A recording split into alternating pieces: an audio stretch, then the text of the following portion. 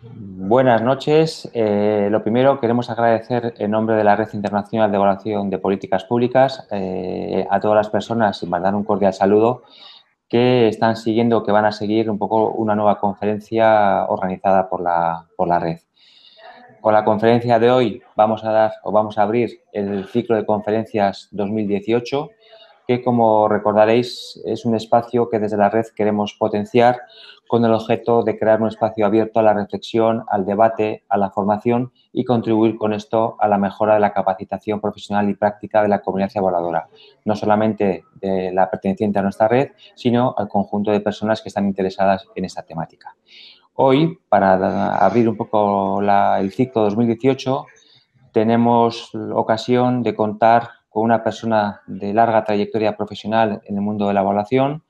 Se trata de Rosario Acuín Chávez, de Bolivia, activista, poeta, ensayista, docente universitario y, como decía antes, pues con muchísima experiencia en temas de desarrollo social y con énfasis en el diseño de sistemas de evaluación. También fue fundadora y presidenta de la Red MEVOL durante más de 10 años y actualmente también es miembro del comité ejecutivo de esta red. Está involucrada en diferentes temáticas, en temas de poder, violencia, tráfico, descolonización, entre otros. La conferencia de hoy de Rosario va a versar sobre un aspecto interesante, novedoso, y que es la colonialidad de género y evaluación, un tenso dilema. Me gustaría dar la palabra a Rosario y volver a insistir y agradecerle su colaboración con la RIF. Rosario, adelante. Bueno, muy buenas noches a todos y a todas las amigas que nos están siguiendo con esta conferencia. Primero que nada, agradecerles a los miembros de RIEP por la invitación y por la posibilidad de darme este espacio para plantear algunas reflexiones sobre el tema de la evaluación de cara a procesos políticos y sociales que viven nuestros países en Sudamérica, sobre todo procesos políticos y sociales que está enfrentando hoy nuestro país Bolivia. Un agradecimiento sincero también a la Red MEVOL por haber impulsado esta participación, por haberme desafiado a incorporar las reflexiones de la colonialidad a un tema como el desarrollo y como la evaluación. Yo feliz de poder aportar con un granito de arena a este inmenso, inmenso desafío que es evaluar en países de Suramérica y en especial en países como Bolivia. Muy buenas tardes a todas y a todos. Es un gusto para mí poder compartir con todos ustedes este espacio. Un agradecimiento especial a la RIEP y a la Red MEVOL por la invitación. El tema que quiero compartir esta tarde con ustedes se llama colonialidad y evaluación, un tenso dilema. No es un tema concluido, sino lo que quiero compartir con ustedes hoy son más bien reflexiones en torno a las críticas al paradigma del desarrollo desde la colonialidad. Y precisamente cuando hablamos de colonialidad, nos estamos refiriendo siempre al hecho colonial. Un conjunto de procesos y aparatos de dominio político y militar que se desplegan para garantizar la explotación del trabajo y la riqueza de las colonias en beneficio del colonizador. Este proceso, llamado colonialismo, ya concluyó en América a finales del siglo XVIII y en África y Asia en el siglo XX. Concluye gracias a las guerras de independencia descolonizadoras que se dieron en América, África y Asia. Entonces, si el colonialismo ya concluyó a través de procesos descolonizadores ¿qué es lo que continúa? ¿Por qué seguimos hablando de colonialidad? Lo que continúa precisamente son los resabios de esa guerra colonizadora. Ese patrón de poder que opera a través de la naturalización de jerarquías territoriales, raciales, culturales, epistémicas, que posibilita la reproducción de las relaciones de dominación, es lo que llamamos colonialidad.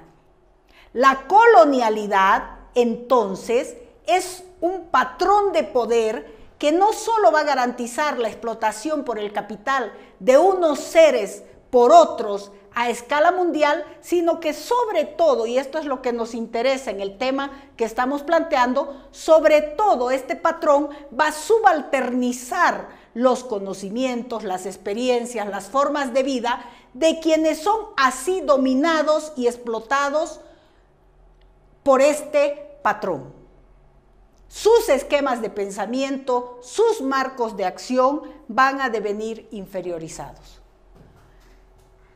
¿Cuál es el mecanismo para resistir a la colonialidad? Lo que llamamos decolonialidad. La decolonialidad no es otra cosa que procesos que buscan trascender históricamente la colonialidad o modernidad colonial. ¿Qué es la colonialidad del poder? El concepto de colonialidad del poder se lo debemos a Aníbal Quijano. Aníbal Quijano es un filósofo peruano que viene trabajando estos temas desde los años 60. Para Quijano, la colonialidad del poder es un patrón, como ya lo dijimos, un patrón de poder, un modelo de ejercicio del poder del capitalismo global eurocentrado, que tiene la particularidad de clasificar de manera universal a las gentes en función de la invención de la raza. De tal manera que la población mundial deviene merced a la diferencia racial en inferiores y superiores, o en superiores e inferiores para el ejercicio de la dominación. Este patrón de poder, al clasificar de esta manera a las gentes, lo que hace es concebir lo humano desde lo biológico, desde la contingencia racial, desde la contingencia del color de la piel, creando nuevas identidades geoculturales y sociales que no habían antes del hecho colonial. ¿Qué identidades se constituyen? El europeo, el indio, el africano. Todas esas identidades son identidades raciales. Este patrón de poder, este modelo de poder que llamamos colonialidad, opera a través de relaciones de dominación, de explotación y de conflicto que se dan entre actores sociales que pretenden disputarse el control de 4 grandes ámbitos de la existencia humana.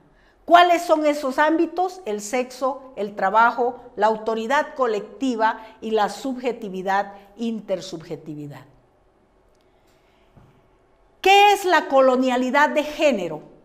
La colonialidad de género es un concepto trabajado por la filósofa argentina nacionalizada estadounidense María Lugones, que trabaja en la Universidad de Binghamton, en la misma universidad en que trabaja la comunidad Modernidad Colonialidad.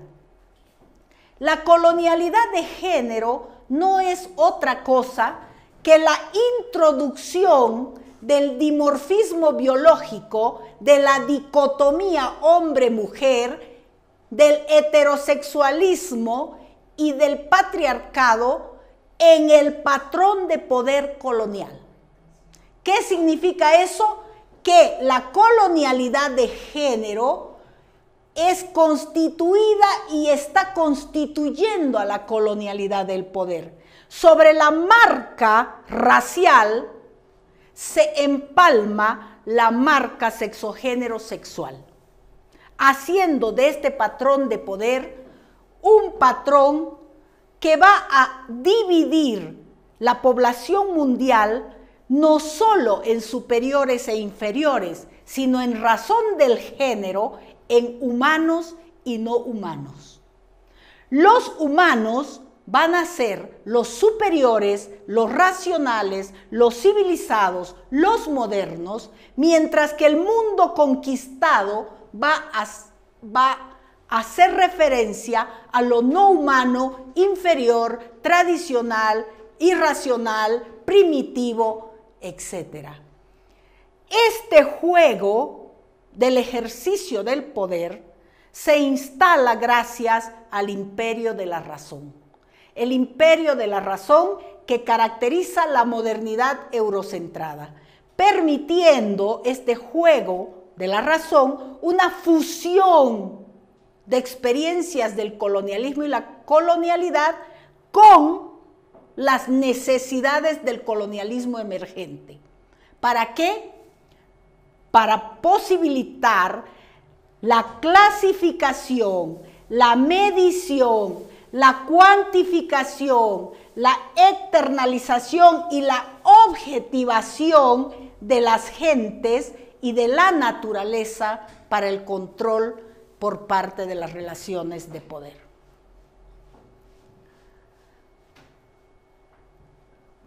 Si nosotros hacemos un zoom un poco más fino en relación a la colonialidad del género, vemos que los ámbitos sobre los cuales opera la colonialidad del poder, que son el sexo, el trabajo, la autoridad y la subjetividad, están permeados por la colonialidad del género.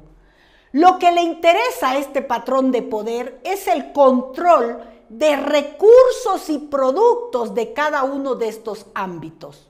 Recursos y productos del sexo, recursos y productos del trabajo, recursos y productos de la autoridad, recursos y productos de la subjetividad. Cada uno de estos ámbitos constituye en definitiva la integralidad de lo humano. Recursos y productos del sexo, recursos la erótica, productos la vida. Es el ámbito de lo emocional, de los afectos, de los sentimientos.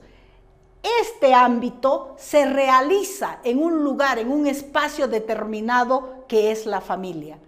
¿Quién es la cabeza? ¿Quién es el control de ese ámbito de poder? El marido. Si vemos en el trabajo es el mundo del cuerpo físico. Los recursos son la fuerza de trabajo. Los productos son la riqueza que ese cuerpo produce. Este mundo del cuerpo se realiza en el taller, la fábrica, la oficina. ¿Quién controla ese ámbito? El patrón, el jefe.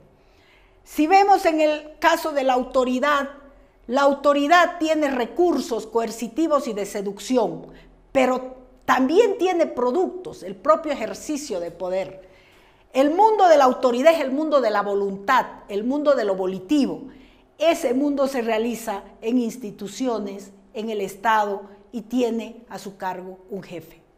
En el ámbito de la subjetividad, que es el mundo de la mente, de lo cognitivo, de los saberes, los productos son los recursos son los mismos saberes y los productos es la producción subjetiva, la constitución de sujetos. Este ámbito tiene múltiples realizaciones. Se realiza en las escuelas, en las iglesias, en los ejércitos, y cada uno de esos ámbitos está manejado o está controlado por un determinado sujeto. ¿Qué tienen en común todos estos sujetos? Que son masculinos. El ejercicio del poder en estos ámbitos de control, en estos ámbitos de interés del patrón de la colonialidad del poder y de la colonialidad de género, es un patrón patriarcal colonial. Un patrón que llamamos sistema moderno colonial patriarcal de género. En este sistema se dan relaciones de dominación, sobre todo en estos ámbitos, relaciones de explotación y relaciones de conflicto que atraviesan cada uno de ellos. ¿Y qué tiene que ver la evaluación con todo esto? La evaluación tiene muchísimo que ver, porque la evaluación es parte de uno de los paradigmas a través de los cuales se reproduce la colonialidad del poder en general y la colonialidad de género en particular. ¿Cuál es ese paradigma? El paradigma del desarrollo. La colonialidad del desarrollo comienza a visibilizarse a partir de los años 90, con las críticas que comienzan a surgir en torno de este paradigma y sus efectos en los países en los cuales se interviene. El paradigma del desarrollo aparece en 1949. Son casi 70 años que este paradigma se está desarrollando en los países así devenidos subdesarrollados. ¿Qué es el desarrollo? El desarrollo es un conjunto de discursos civilizatorios y un conjunto de formas prácticas de llevar adelante esos discursos. El paradigma del desarrollo es un conjunto de discursos civilizatorios y un conjunto de prácticas inducidas que constituyen casi una creencia. En torno del desarrollo se despiertan pasiones, se despiertan ideologías. Son formas entonces discursivas y prácticas que inciden de manera directa y radical en muchos casos sobre determinadas realidades, en el caso de nuestros países reproduciendo la colonialidad. ¿Cómo ocurre esto? El desarrollo tiene un gran aliado, el conocimiento científico. A partir del conocimiento científico se crean imágenes estereotipadas y esencializadas de los sujetos de los países en desarrollo. Se crean estereotipos del otro, el otro como atrasado, subdesarrollado, en estado de permanente y eterna carencia. Estos conocimientos científicos siempre fueron aliados del desarrollo. ¿Cuál es el dogma que guía el actuar del desarrollo? Que todos pueden ser como los desarrollados. Y cuando decimos que todos pueden ser como los desarrollados, entre líneas estamos haciendo referencia a otro paradigma, el paradigma evolutivo, el paradigma darwiniano de la evolución. ¿Qué dice ese paradigma? Dice que evolucionar es crecer, es madurar, es pasar de lo inferior a lo superior. El discurso del desarrollo, por lo tanto, va a ser un discurso basado en la solidaridad, basado en la compasión que el desarrollado tiene respecto al no desarrollado.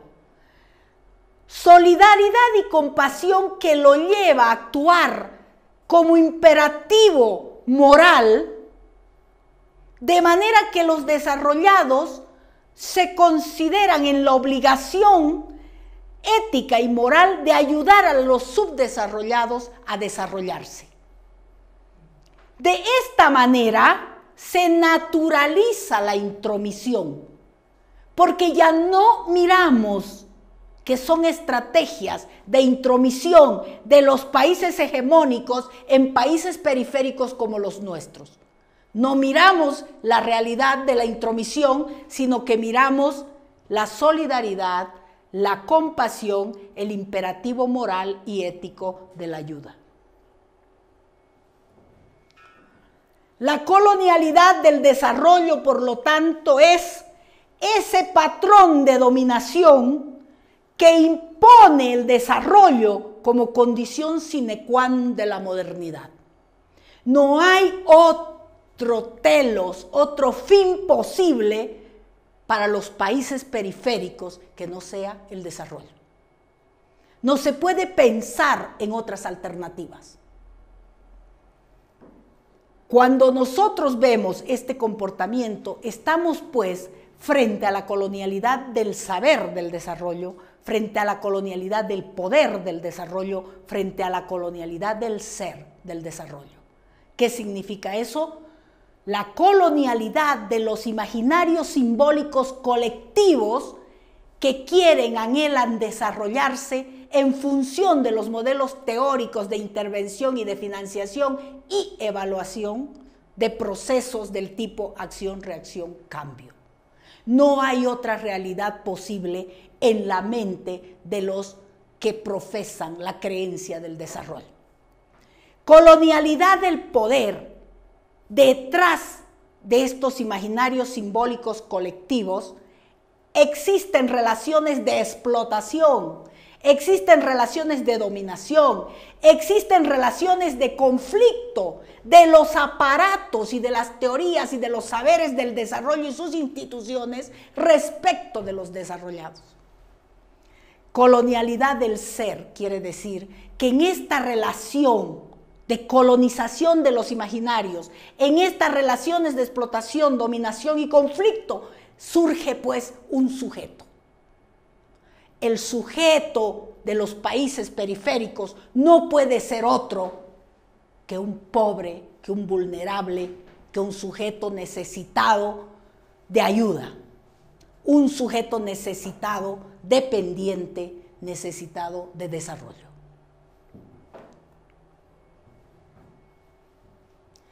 La colonialidad del desarrollo, entonces, se materializa de dos maneras. Por un lado, funciona como un nuevo mecanismo de penetración de valores, de principios, de esa modernidad eurocentrada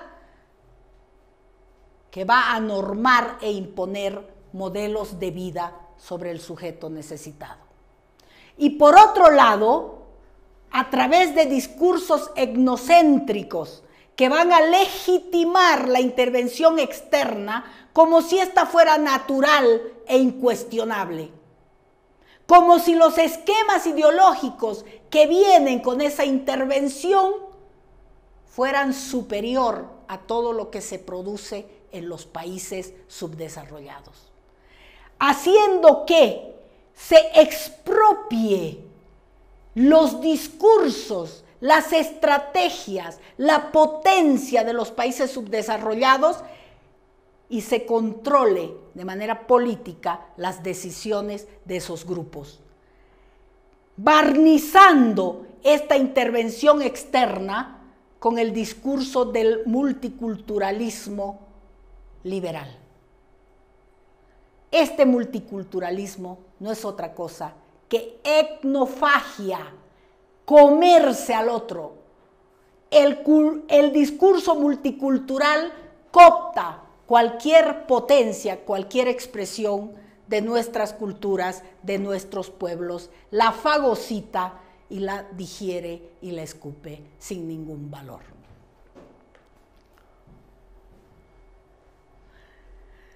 ¿Y qué tiene que ver esto con la evaluación?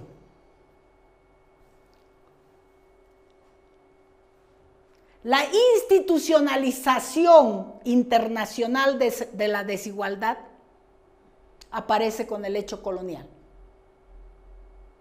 La diferencia entre unos y otros, la clasificación de unos en superiores, de otros en inferiores, de unos como humanos, de otros como no humanos, como animalidad, aparece con el hecho colonial.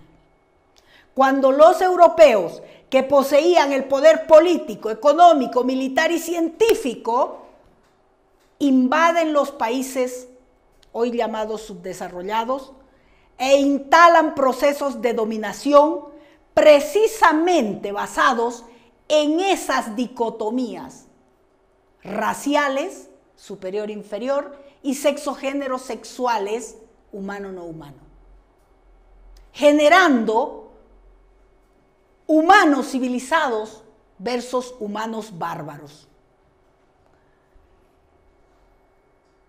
El hecho colonial empieza una primera clasificación de la población mundial basada en la pureza de la sangre.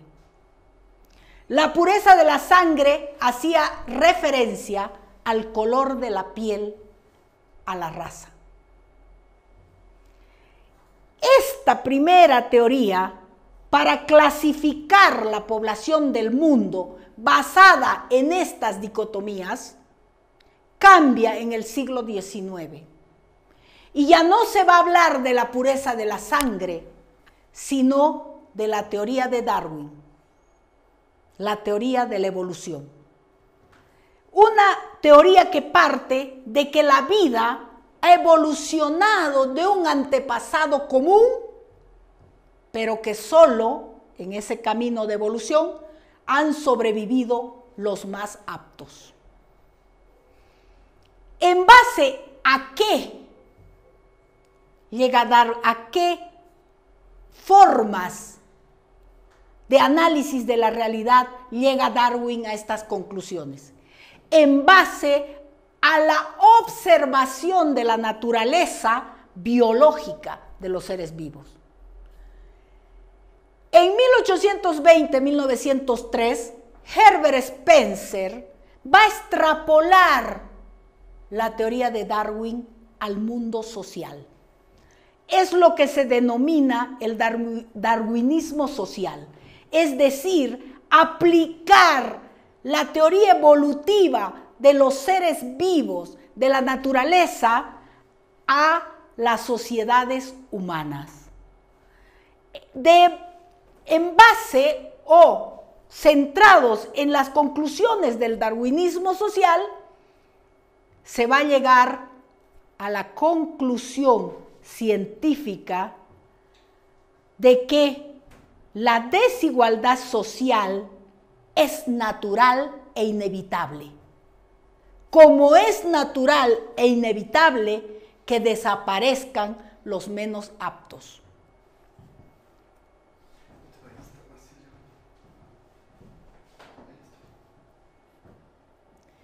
¿Y cuál es la relación de todo eso con la evaluación?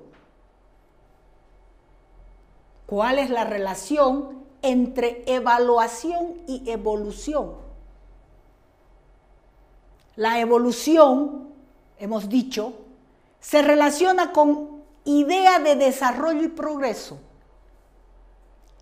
La vida evoluciona de un estado a otro de manera unidireccional, lineal. En esa evolución, los organismos compiten por la sobrevivencia y obviamente sobrevive el más fuerte. La evolución, entonces, legitima la desigualdad porque sobrevive el más fuerte. ¿Qué hay en el sustrato de la sobrevivencia del más fuerte? La diferencia natural, entre comillas. ¿Quién legitima esta desigualdad? La desigualdad se legitima en base a evidencia científica. ¿Quién proporciona esa evidencia científica? Una ciencia llamada positivismo, a través de sus metodologías, herramientas y expertos.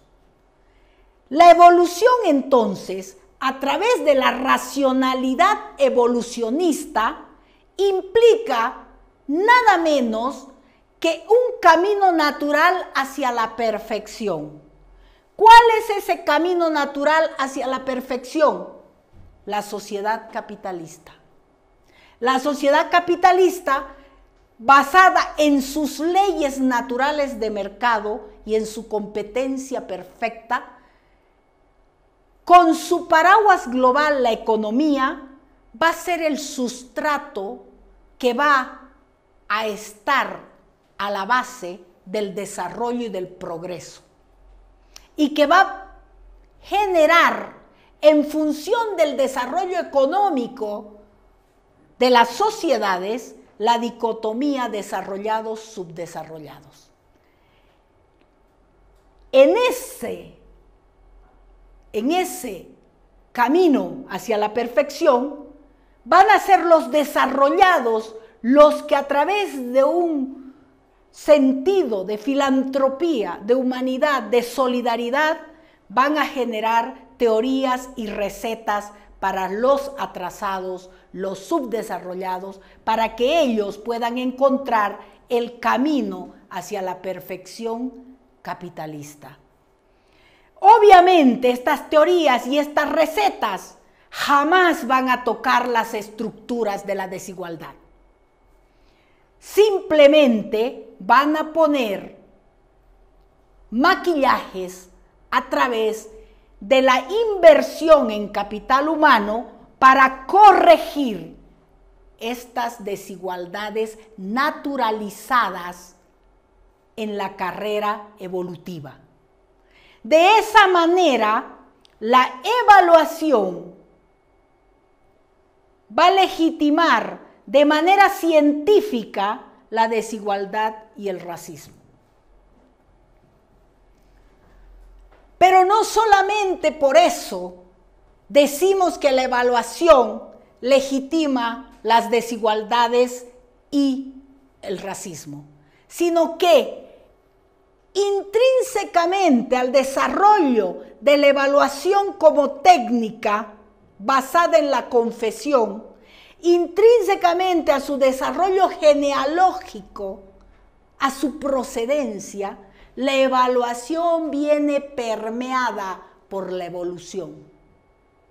Evaluación y evolución siempre han estado en un tenso conflicto. ¿Por qué? Porque la evaluación es concebida desde sus inicios como un mecanismo de clasificación, de medición, de valoración selectiva de los más aptos. En la base de este mecanismo está el discurso de la calidad,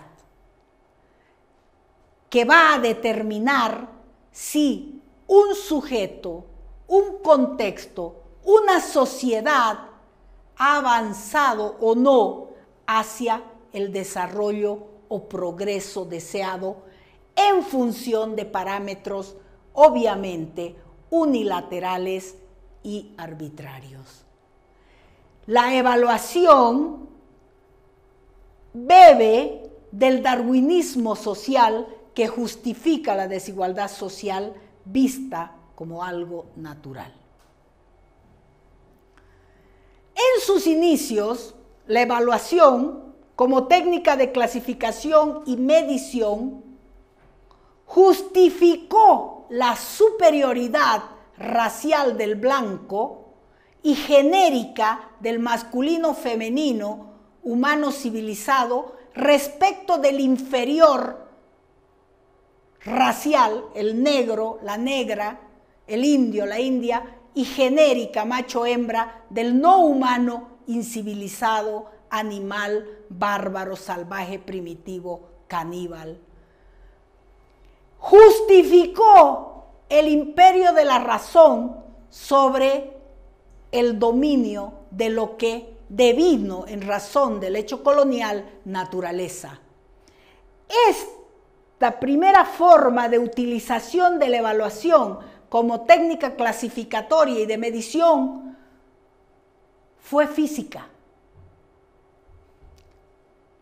Se evaluaba el color de la piel, la raza, el sexo, el género, la sexualidad de los cuerpos conquistados.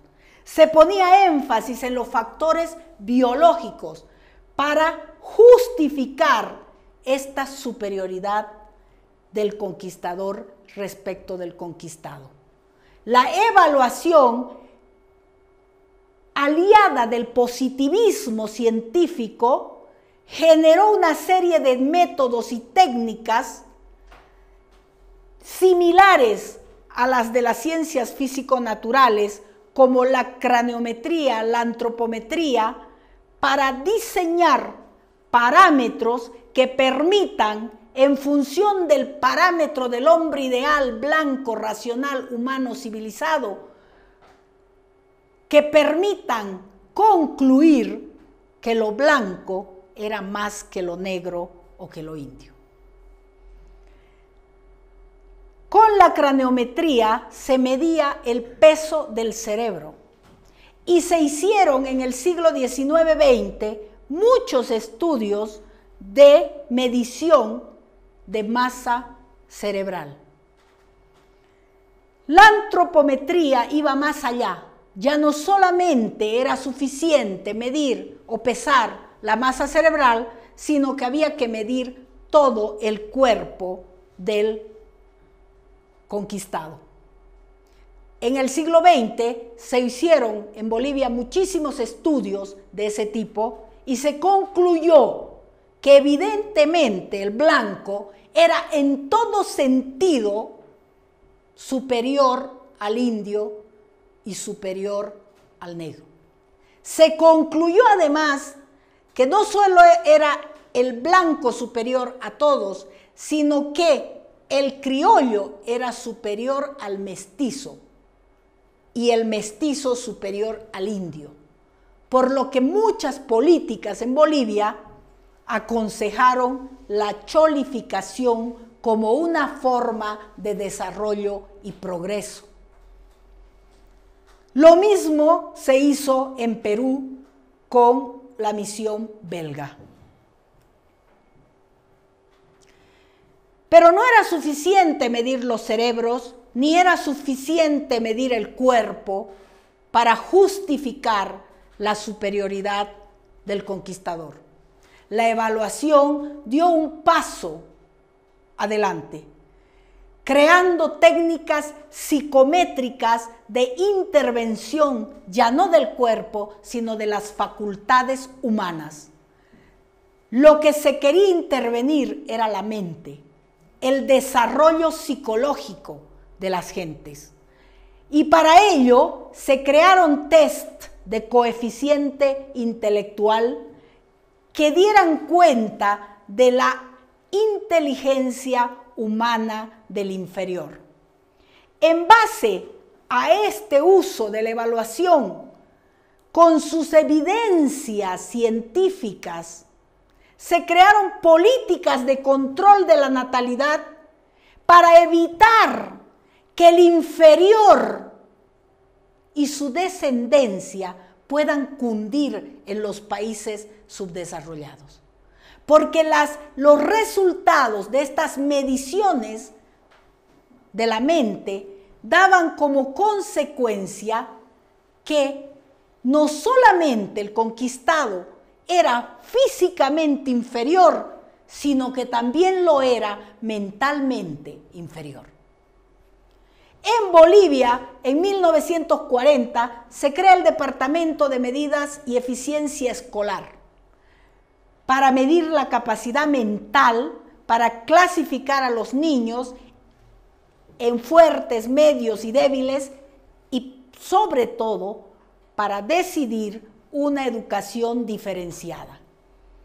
Estas medidas que se aplicaron a nivel de educación sirvieron para concluir que las actitudes personales de los inferiores eran actitudes de fracaso. Posteriormente, la evaluación ya no solamente le interesa medir de manera física los cuerpos, ni tampoco le interesa intervenir las mentes. La evaluación mira hacia el contexto del sujeto, porque entiende que es ese contexto, ese entorno, el que influye sobre los aprendizajes de los sujetos. Y por lo tanto, la evaluación se centra en la familia, en la cultura, como nuevos factores asociativos a los logros cognitivos del sujeto. La familia, la cultura, están insertas en estructuras sociales jerárquicas y es allí precisamente donde se define el acceso y el control a la riqueza, al prestigio, al poder. Va a depender del nivel socioeconómico y cultural de las familias el que el sujeto pueda incorporarse o no en las posibilidades, en las oportunidades que el sistema les ofrezca. Para poder evaluar este procedimiento, se crean índices de contexto, conjuntos de variables e indicadores con sofisticadas fórmulas estadísticas para medir no solo el proceso, sino sobre todo los resultados de ese proceso en base a estándares, por supuesto, arbitrarios. En Bolivia tenemos en el área educativa muchos ejemplos de cómo ha funcionado este uso de la evaluación y los resultados catastróficos y profundamente coloniales que ello ha tenido. Por ejemplo, en 1990 se crea el Laboratorio Latinoamericano de Evaluación de la Calidad Educativa, que se aplica a la Ley de Reforma Educativa del CIMECAL, que es el Sistema de Medición de la Calidad Educativa. Y, por ejemplo, uno de los resultados de esas mediciones a nivel de conclusión es que aquellos niños que tienen madres con bajo nivel escolar son niños en riesgo. O esta otra conclusión, que aquellos niños que viven en hogares donde se habla la lengua materna son niños en riesgo. Estas dos conclusiones, por supuesto que nos muestran el racismo y la discriminación que está detrás de las conclusiones evaluativas. Sin embargo, estas conclusiones han dado pie a políticas públicas en las cuales las familias, las culturas y pueblos enteros han sido reducidos a poblaciones vulnerables, donde no se ve otra cosa que no sean pobres, indígenas, marginales. Generando de esta manera, a partir de estas conclusiones científicas de la evaluación, una serie de segmentación del sujeto ad infinitum. Por ejemplo, en el caso de lo indígena, se lo divide en urbanos, en rurales, y se lo subdivide como si los urbanos fueran potencialmente criminales, desempleados y migrantes. Lo que vemos nosotros con los resultados de las evaluaciones es precisamente la reproducción de la colonialidad del poder. Y en base a estas conclusiones y a estas medidas, se generan medidas compensatorias del aprendizaje. Medidas compensatorias y, oh sorpresa, ¿cuál va a ser esa política? Una educación diferenciada, una guetización, una discriminación de los niños en riesgo versus niños que no están en riesgo, perpetuando de esa manera la ilusión de la igualdad de oportunidades. La igualdad de oportunidades en el desarrollo no es otra cosa que la oportunidad que los individuos tienen de aprender. ¿Pero aprender qué? Aprender los conocimientos útiles, las habilidades de raciocinio, las destrezas y los valores de Occidente. ¿Para qué? Para que puedan tener en su subjetividad un desarrollo macro y un desarrollo microeconómico que les permita ascenso social, renta individual para la mayor acumulación del capital.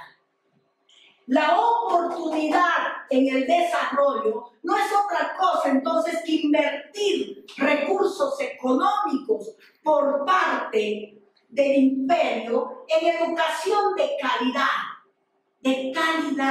para el logro de aprendizajes insertos en la lógica de acumulación del capital.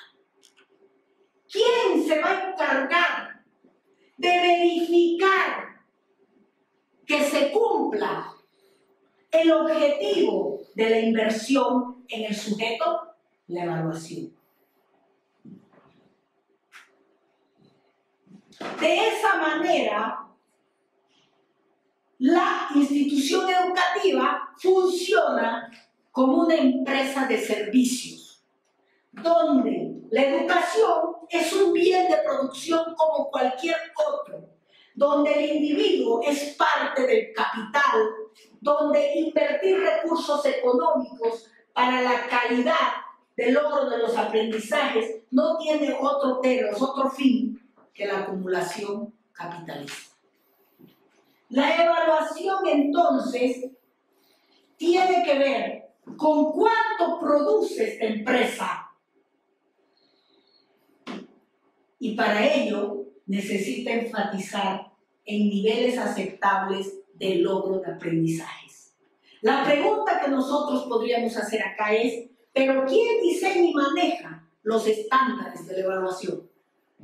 Por supuesto, lo hemos dicho a lo largo de toda esta presentación, estos estándares son arbitrarios.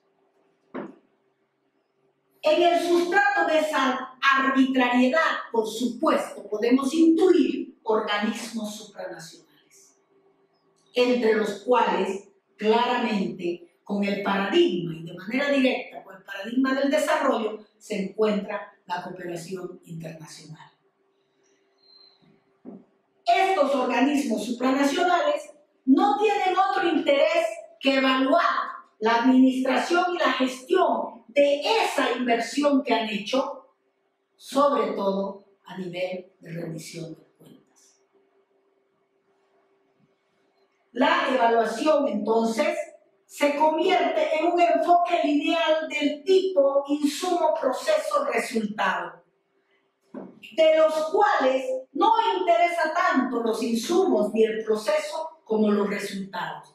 Y de esos resultados solo interesan los productos, el logro de aprendizajes. No interesa tanto ni los efectos ni los impactos que esta linealidad pueda tener en los sujetos. La evaluación de esta manera, y para cerrar el círculo, se convierte pues en una justificación científica de la supervivencia del más apto y del que, siendo más apto, tiene las mayores posibilidades de ascender en la línea del desarrollo y del progreso. ¿Qué hacer? El título de mis reflexiones era Colonialidad y evaluación, un tenso dilema. Cuando uso la palabra dilema, me refiero a que es algo sin resolución. Un dilema es algo que no se puede resolver, porque la vida de uno es la muerte del otro y viceversa. Colonialidad de la evaluación, o evaluación y colonialidad. O apostamos a un proceso decolonial o mantenemos la creencia en la evaluación. O seguimos siendo seguidores del paradigma del desarrollo o nos proponemos la tarea de pensar más allá o más acá de ese paradigma. No tengo las respuestas porque es algo complicado y estas ideas y reflexiones son apenas el comienzo de una crítica que yo espero sea cada vez mucho más profunda y mucho más fructífera. Sin embargo, voy a proponer 3 líneas para la reflexión. ¿Qué hacer? Descolonizar los discursos hegemónicos sobre el desarrollo que han colonizado las subjetividades desde la colonialidad del poder, del saber y del ser, naturalizando la universalidad del conocimiento eurocéntrico, como si no hubiese ninguna otra posibilidad ni lugar para pensar. Descolonizar los paradigmas teóricos y las herramientas metodológicas, entre ellas las que corresponden a la evaluación, que han servido de correa de intervención de este patrón de poder y de dominación.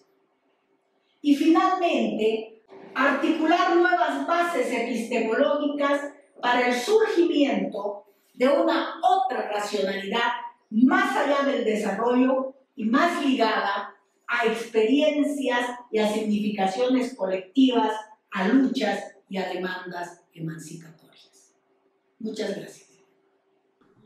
Bueno, ahora, después de haber escuchado un poquito la interesante conferencia ofrecida por Rosario, creo que es una conferencia que nos ha situado en un punto de vista novedoso de cómo la evaluación también puede ayudar a entender diferentes un poco fenómenos sociales y ayudar a entender fenómenos que históricamente tienen un recorrido y cómo desde la evaluación pues, se pueden ayudar a dar respuestas a este tipo de fenómenos sociales e históricos, ¿no? Sí que nos gustaría dedicar un breve espacio de tiempo a plantear y a intercambiar con Rosario algunas cuestiones y preguntas que nos han ido planteando sobre la conferencia de hoy. Quizá por ahondar un poquito en la conferencia de Rosario, sí que nos gustaría que nos contaras, Rosario, el porqué de una reflexión sobre la colonialidad y evaluación. Bueno, sobre ese punto es muy importante hacer referencia a que desde dónde surge la importancia de pensar en la colonialidad y la evaluación, porque yo vivo en este país, Bolivia. Bolivia desde hace 10 años ha decidido dar un giro epistemológico en su acontecer político. Ustedes saben que desde hace 10 años nosotros tenemos primero un gobierno con liderazgo indígena. Segundo, hemos sido participantes de una asamblea constituyente en la cual se ha diseñado un nuevo Estado y ese nuevo Estado se ha constituido sobre un concepto fundamental que es definirse como plurinacional. Lo plurinacional no es cualquier concepto, es el concepto que hace justicia histórica a más de 36 naciones que fueron invisibilizadas con el hecho colonial. El Estado plurinacional de Bolivia reconoce estas naciones, no solamente a nivel de su cultura, sino además a nivel de sus lenguas, de sus imaginarios simbólicos, de sus estructuras políticas, económicas. Entonces, cuando nosotros asistimos al nacimiento de esta nueva propuesta de Estado, claramente estamos ante una intencionalidad muy fuerte de lo que nosotros llamamos decolonización. ¿Por qué un país como Bolivia querría seguir hablando después de más de 500 años de la guerra de colonia de algo llamado decolonización? Pues porque la república no significó nunca un proceso decolonial. La república simplemente puso fin a la colonia, pero continuó con el imaginario simbólico de la guerra, del desprecio, del saqueo de ciertos grupos humanos que estuvieron siempre invisibilizados en el país. Esa es la razón por la cual Bolivia y sobre todo los grupos humanos que sobrevivieron al hecho colonial deciden demandar una transformación. El actual Estado boliviano se compra ese desafío y ese desafío se consolida con la Asamblea Constituyente. El 65% del pueblo boliviano dijo: queremos otro país, queremos un país incluyente, donde todos estén parte de la vida política y social de Bolivia. Entonces, la evaluación, el desarrollo, son paradigmas que siguen operando en un país como Bolivia. Entonces, siguen operando con métodos, con técnicas que no son o no están acordes a la nueva realidad del país. Y cuando nosotros hacemos la reflexión sobre de qué manera estos métodos, estos instrumentos, estas técnicas siguen reproduciendo la colonialidad, nos preocupa porque queremos que estas criaturas humanas, que son metodológicas, científicas, técnicas, acompañen también los procesos históricos y sociales en los que nos encontramos inmersos. Esa es la razón por la cual hemos decidido desde la red MEBOL, algunas personas, encarar el desafío de ver cómo el desarrollo como paradigma, o más allá o más acá del desarrollo, y sus técnicas e instrumentos pueden ser un aliado o no en este proceso. Muy interesante. Otra cuestión que te queríamos plantear, y ya un poco ahondando un poco en el tema de la evaluación, es que en tu exposición has hablado un poquito del enfoque lineal de la evaluación: insumo, proceso, resultado, producto, efecto e impacto. Y has has aportado un poco la reflexión de que por qué solo interesa un poco el producto, logro y aprendizaje, y por qué los efectos e impactos puede que no interesen. No sé si nos puedes un poco profundizar en esa reflexión de por qué se pone el foco en el resultado en lugar de en el efecto y el impacto. No sé lo que está ocurriendo en otros países con el tema de la evaluación, pero en Bolivia, una de las hipótesis, porque no he hecho un estudio profundo sobre ese tema, pero una de las hipótesis que pienso que tiene que ver con el hecho de que solo se enfatice en productos es porque lo único que está interesando a quienes financian las evaluaciones es la rendición de cuentas y no tanto las transformaciones que ocurren en el sujeto, que nosotros sabemos que son a largo plazo. La evaluación, fundamentalmente para mí, es un espacio de producción de conocimiento, y por eso es que hay que prestarle atención, porque al producir conocimiento, la manera como se produce ese conocimiento y el resultado final de esas verdades, porque todos sabemos que un conocimiento es un conjunto de verdades que van a ser introyectadas en el individuo. El tipo de verdades que se están produciendo es lo que a nosotros nos interesa, porque es en esas verdades que circula una forma de ver el mundo y una forma de constituir un sujeto. Yo he tenido la posibilidad de asistir, por ejemplo, a evaluaciones, te estoy hablando el año pasado, 2017, evaluaciones que todavía son tan coloniales como las que menciono en mi ejemplo, que servían a fundamentar conocimientos del siglo XVIII. Te doy el caso del proyecto, no voy a mencionar nombres ni nada, pero es un proyecto que tiene que ver con la higiene menstrual de las mujeres. La higiene menstrual de las mujeres, ¿te das idea tú eso? Es la intervención del cuerpo, de lo más íntimo del cuerpo de las mujeres. Y vas a ir a evaluar cómo es que yo hago mi higiene en esa parte tan sensible de mí como mujer. Obviamente es un proyecto que no va a tocar jamás mi cuerpo de blanco mestiza privilegiada, ¿no es cierto?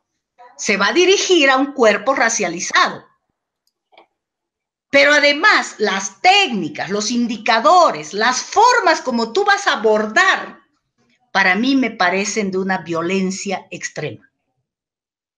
Entonces, cuando digo que la evaluación puede resultar reproduciendo procesos que no queremos, ninguno de nosotros queremos eso, ¿no es cierto? Yo estoy segurísima de eso.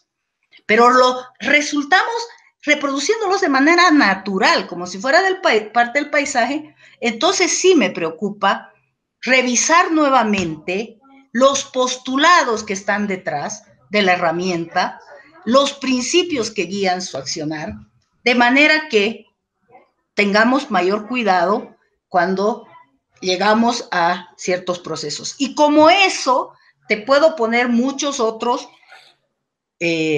donde nuestro trabajo como evaluadores está ligado directamente, ¿no?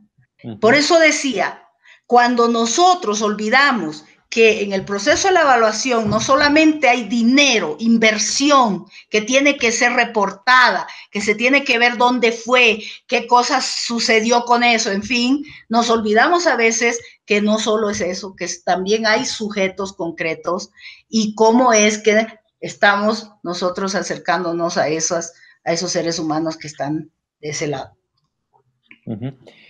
Muy bien. Y ya una tercera y última pregunta, Rosario, y un poco aprovechando tu larga experiencia y profundo conocimiento del mundo de la evaluación en Latinoamérica y más como presidenta y fundadora de Red MEVOL que fuiste, sí que nos gustaría que nos hicieras, aunque sea unas pinceladas, en tu opinión, cuál podría ser un poco un diagnóstico del estado de situación de la evaluación en Latinoamérica o en algún país concreto de Latinoamérica que tú creas. ¿En qué situación se encuentra? ¿Qué retos tiene el mundo de la evaluación a los que debe hacer frente? Un poquito tu punto de vista y tu opinión sobre ese tema. Yo no voy a hacer un resumen sobre el estado del arte en Latinoamérica porque no lo conozco a profundidad, pero sí quiero referirme a mi país, a Bolivia, y hemos hecho un estudio el año 2012 sobre el estado de la evaluación en Bolivia y después se ha hecho también otro sondeo el 2017 sobre el estado de la evaluación en Bolivia, pero personalmente me quiero remitir al primero.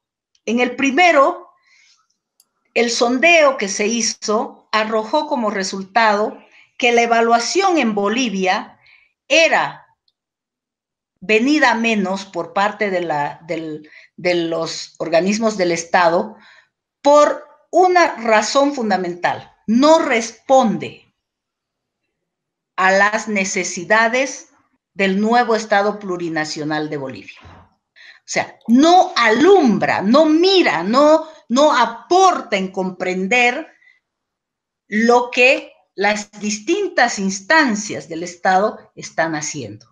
Y las respuestas en cada una de las entrevistas en profundidad y de los estudios de caso que se hicieron eran sistemáticas. Para los nuevos procesos plurinacional de Bolivia, instrumentos, nuevos marcos metodológicos, nuevo menú de indicadores que realmente estén encarnados en las nuevas realidades que se quieren observar y no tanto en los intereses de quienes financian los programas, ¿te das cuenta? Porque a la final los resultados que van a salir de esas evaluaciones, ¿a quién le van a servir? No al financiador, al Estado, que va a tener que, con esos resultados, elaborar políticas públicas.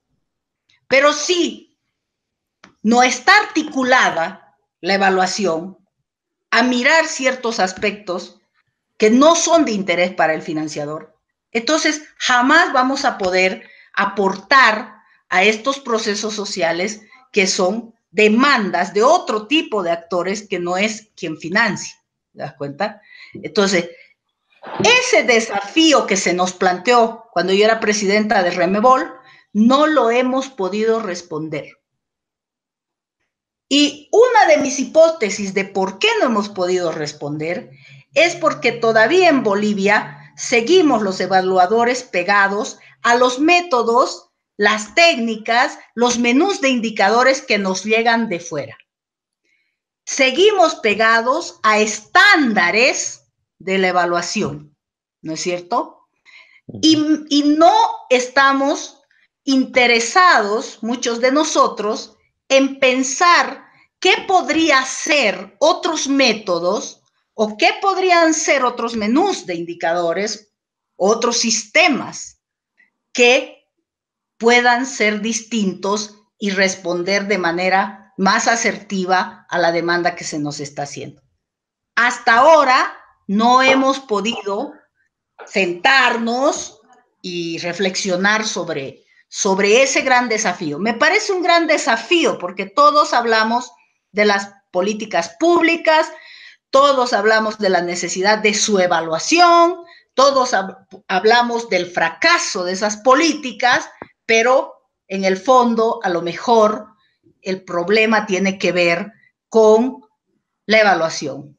¿Cómo estamos evaluando? ¿Qué estamos mirando? ¿Y qué respuesta estamos dando para ese tipo de problemas?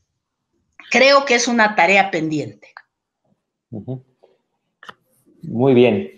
Pues, Rosario, ya para poner punto final a la conferencia de hoy, nada, agradecerte nuevamente tu colaboración y el interés de la conferencia que has ofrecido y que creo que, bueno, pues cumple perfectamente los objetivos que tienen estas conferencias virtuales y que seguro que ayuda un poco a contribuir al debate y a la reflexión dentro de nuestra comunidad.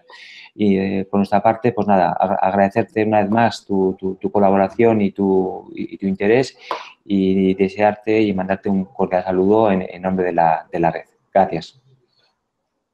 Bueno, el agradecimiento es mío para todos ustedes. Creo que hay que seguir adelante reflexionando estos temas y, bueno, feliz de haber compartido este tiempo y seguiremos, pues, en contacto y seguiremos alimentando estas ilusiones, estas utopías de ser cada día mejor. Gracias.